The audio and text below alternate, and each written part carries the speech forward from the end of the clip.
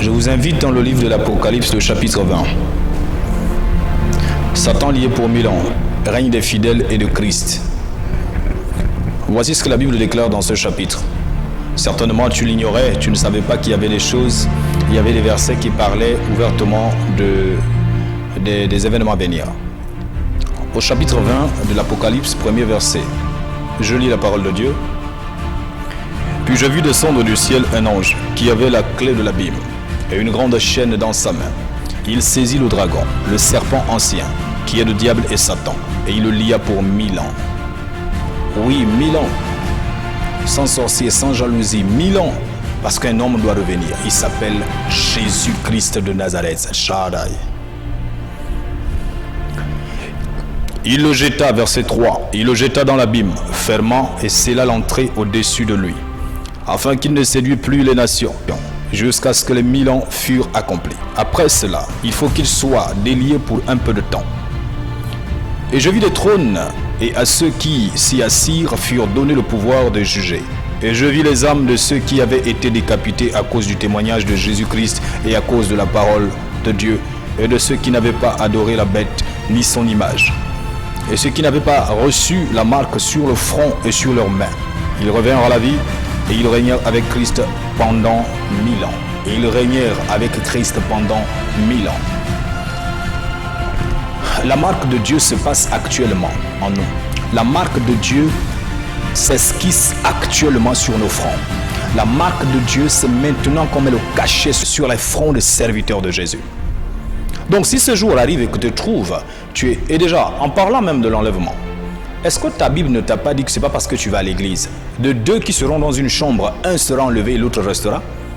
Mariez-vous aujourd'hui pour dire que je suis sorti du concubinage, je suis sorti de l'impudicité, je suis sorti de la fornication. Mais tu es marié, on te dit le jour du Seigneur va trier. C'est un jour qui vient pour trier. Ça veut dire si la femme ne faisait pas la volonté de Dieu, tu brûleras dans les flammes de l'enfer. Fut jeté dans les temps de feu et de soufre, là où sont la bête et le faux prophète, et ils y seront tourmentés jour et nuit, au siècle des siècles. Mais ton mari, lui, il sera enlevé. Maintenant, si tu es pasteur, que tu ne faisais pas la volonté de Dieu, tu brûleras dans les flammes de l'enfer. Au siècle des siècles.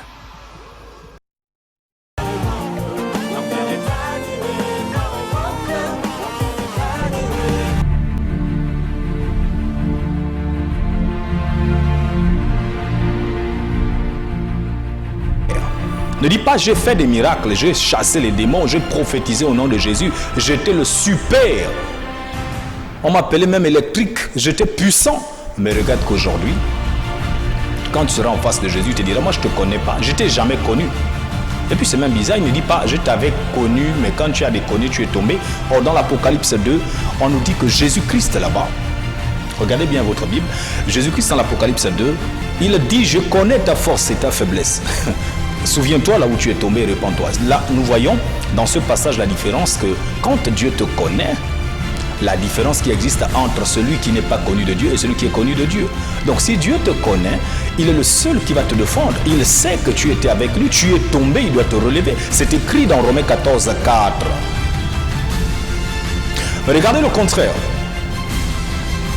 Ici, il y a des pasteurs masturbateurs. Ils viennent, ils imposent les mains aux fidèles. Frère, mais tu es un sorcier. Tu as des mains souillées. On ne donne pas les choses saintes aux chiens, a dit le Seigneur. Tu as une vie d'impudicité, mais tu ne peux pas communiquer la vie au peuple. Pourquoi beaucoup de chrétiens n'arrivent pas à prier à la maison? Mais c'est parce que le pasteur qui a prié pour toi est un masturbateur. Et tu rendras compte à Dieu pour les âmes que tu as souillées. Parce que tu as une odeur de mort pour communiquer la mort. En fait, je vais vous dire, le temple de Dieu dégage une énergie vitale. Normalement, quand on quitte du monde pour entrer ici, on doit ressentir que Dieu nous attendait, mon frère.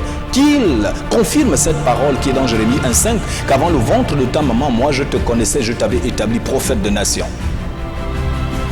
Pire encore, on nous dit qu'il y a des pasteurs vampires, sorciers, occultistes. Ils exercent certains dans la décorporation. J'étais chez toi en esprit, j'ai vu tout ce que tu fais. Mais attends, mais vous êtes des sorciers, mon frère. La décorporation n'est pas biblique. Elle n'est pas biblique dans le sens où vous expliquez les choses, vous voulez tordre les Écritures. Et pour vous, la Bible dit dans Tite 1, le verset 10 à 11, qu'on doit vous fermer la bouche.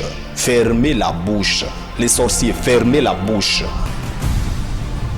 Les faux mariages vrais là, fermez la bouche.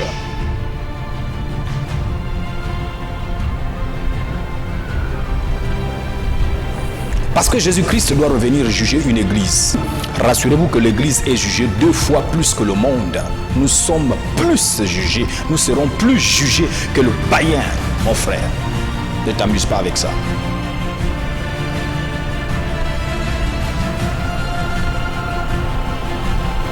Donc aujourd'hui, quand nous regardons ce qui se passe dans notre milieu ecclésiastique, ça fait pleurer. Répands-toi, pasteur. Répands-toi, païen. Ce n'est pas seulement une affaire du chrétien. Est-ce que c'est le chrétien seul qui pêche ou c'est le païen seul qui pêche? Tout le monde aujourd'hui vit pour le péché. Sortons du péché parce que l'heure est grave, mon frère. C'est l'heure du diable, c'est l'heure des ténèbres. Que celui qui a des oreilles entende ce que l'Esprit dit aux églises, par mon canal bien sûr. Actuellement, il est en train de te parler. Dieu t'a donné la beauté, mais il te donne la beauté pourquoi? C'est pour que tu te prostitues? Non. S'il t'a donné la beauté, c'est parce qu'il a voulu te voir comme ça, pour lui, pour sa gloire. Adore-le avec ta beauté, jeune homme, jeune fille. Ne te vends pas dans des magazines. Ça s'appelle de la prostitution, vendre son corps.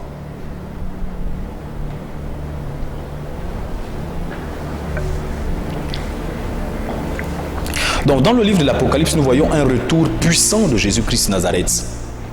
Jésus doit revenir, puisque Matthieu le dit. Il reviendra avec ses anges, il ne vient pas seul. Ne crois pas tout ce que tu es en train d'entendre là. On essaye de te distraire, te disant, écoute, les chrétiens sont des menteurs. On ne refuse pas que vous nous traitez de menteurs, mais vous savez vous-même, vous le savez que vous mentez. Les chrétiens ne mentent pas, la Bible est la parole de Dieu. Je n'ai pas dit la vie propre du chrétien n'a pas des erreurs. Mais je dis le chrétien ne ment pas. Quand il te parle de la Bible est la parole de Dieu. Elle est authentifiée, elle est authentique. C'est la parole de Dieu. Nul n'est au-dessus de cette parole. Tu peux avoir tout l'or du monde et avoir l'argent du monde, mais tu ne peux pas acheter Dieu avec ton argent. Tu ne peux pas acheter ta vie avec l'argent. Tu ne peux pas acheter le royaume des cieux. Tu es riche, n'est-ce pas? Mais achète le ciel, le royaume de Jésus. Comprends que tout est vanité. Tu travailles, mais sache qu'un jour, tu es appelé à vieillir, tu es appelé à mourir, tu es appelé à perdre tes forces. Mais tout dépend de ce que tu as sémé dans ta jeunesse. C'est ce qui te rattrape à la vieillesse. L'homme n'a que 3 grandes fêtes à connaître dans sa vie. La naissance, le mariage et la mort. Mais il y a une autre fête que vous ne connaissez pas. Celle de connaître Jésus. Oh, il y a une grande joie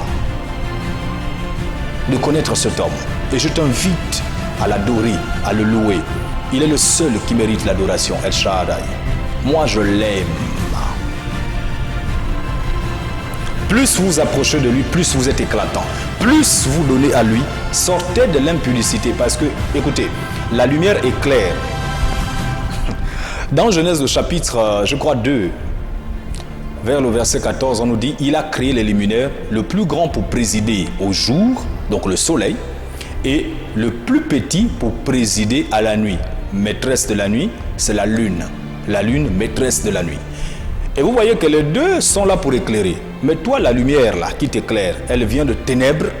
C'est une lumière appropriée pour la nuit ou pour la journée. Parce que nous sommes de ceux qui marchent au jour. Nous sommes les enfants de lumière. Nous sommes sortis du soleil. Voilà pourquoi nous sommes la lumière du monde. Le soleil est plus fort dans son éclat que l'éclat de la lune. L'éclat de la lune, ce sont les charlatans. L'éclat de la lune, c'est la magie. L'éclat de la lune, c'est la prostitution. L'éclat de la lune, c'est le kwanza. L'éclat de la lune, ce sont les fétiches. L'éclat de la lune, c'est vendre son corps et tu brilles. L'éclat de la lune, c'est faire de la zoophilie. L'éclat de la lune, c'est la masturbation. L'éclat de la lune, c'est faire des placements et tu vis et tu éclates parce que tu te vends. L'éclat de la lune, c'est vendre ses enfants pour vous faire un peu de l'argent et vous acheter des terrains, tout ce que vous voulez. L'éclat de la lune, c'est vivre dans les crimes rituels. L'éclat de la lune, c'est tout ce qui se pratique, donc le clavier luciférien. L'éclat de la lune, c'est le diable qui t'éclaire. Mais malheureusement pour vous, dans l'Apocalypse au chapitre 12, la lune était sous les pieds de la dame. Oh El Shaddai, gloire soit rendue à Dieu. Gloire soit rendue à Dieu. Or le soleil, lui, c'est toute la volonté de Dieu. C'est tout ce que Dieu demande. C'est l'éclat du soleil. La repentance, c'est l'éclat du soleil. Lire la Bible, c'est l'éclat du soleil. Ne plus mentir, c'est l'éclat du soleil. Sortir des crimes rituels, c'est l'éclat du soleil. Prier avant de dormir, c'est l'éclat du soleil. Ne pas critiquer les pasteurs, c'est l'éclat du soleil. Ne pas critiquer les fidèles, c'est l'éclat du soleil. Ne pas critiquer son frère, c'est l'éclat du soleil. Respecter l'église, c'est l'éclat du soleil. Respecter les autres, c'est l'éclat du soleil. Comprendre les autres, c'est l'éclat du soleil. Vivre dans l'amour, c'est l'éclat du soleil. Vivre une vie de repentance et de conversion, c'est l'éclat du soleil. Oh, et la femme dans l'Apocalypse 12 était revêtue du soleil, El Shaddai. Je ne refuse pas, le dragon est là. Mais le soleil est plus grand que lui.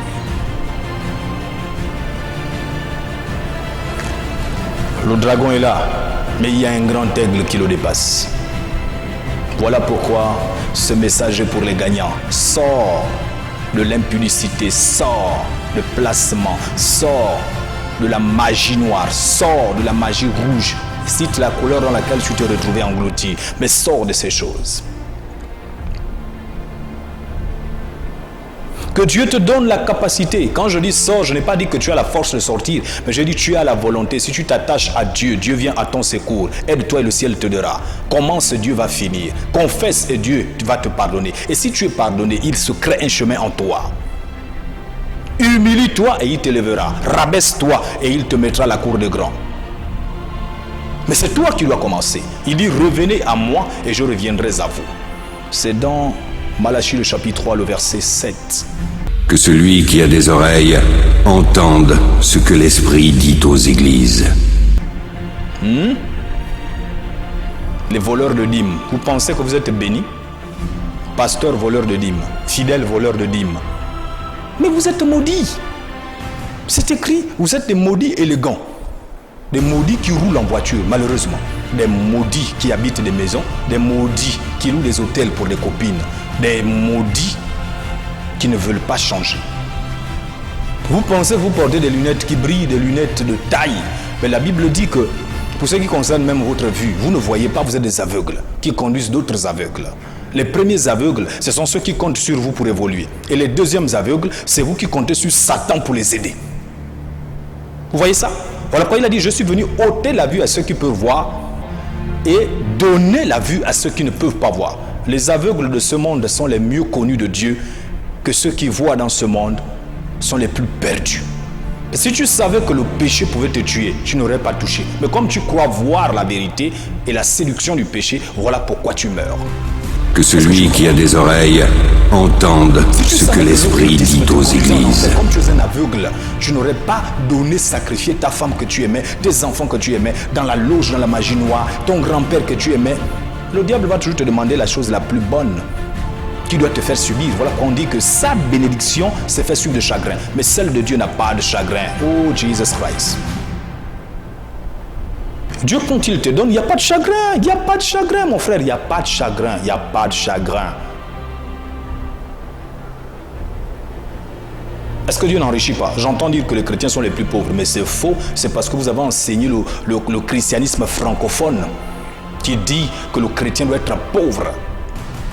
Et aujourd'hui, nous l'avons accepté bras ouverts. En réalité, le chrétien est le plus riche de la terre. Nous sommes la tête et non la queue. Et c'est en tout, mon frère. Tout est possible à celui qui croit. Ah bon, repartons dans l'église primitive. Que nous dit la Bible? Dans Actes des Apôtres chapitre 4, versets 32 à 35. La Bible va nous dire qu'il n'y avait point d'indigents au milieu d'eux. Oui, point de pauvres. Il n'y avait point de pauvres. Il n'y en avait point de pauvres au milieu d'eux. Il n'y en avait point de pauvres au milieu d'eux. Car tous étaient bénis. Et c'est partagé tout en commun. Mais nous aujourd'hui, trop de pauvres. Vous savez à quoi sert l'argent des riches aujourd'hui? Mais les riches aident les riches. Voici les mauvais riches qui finiront malheureusement en enfer. Les riches, leur argent appartient aux riches. Ils ont une capacité, une faculté. Fut jeté dans les temps de feu et de soufre, là où sont la bête et le faux prophète, et ils y seront tourmentés jour et nuit au siècle des siècles.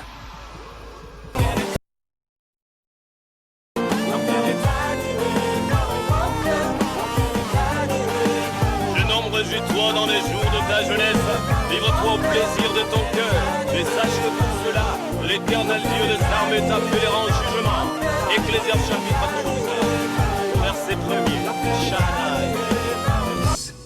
Mais pour les lâches, les incrédules, les abominables, les meurtriers, les impudiques, les enchanteurs, les idolâtres et tous les menteurs, leur part sera dans les temps ardents de feu et de soufre, qui est la seconde.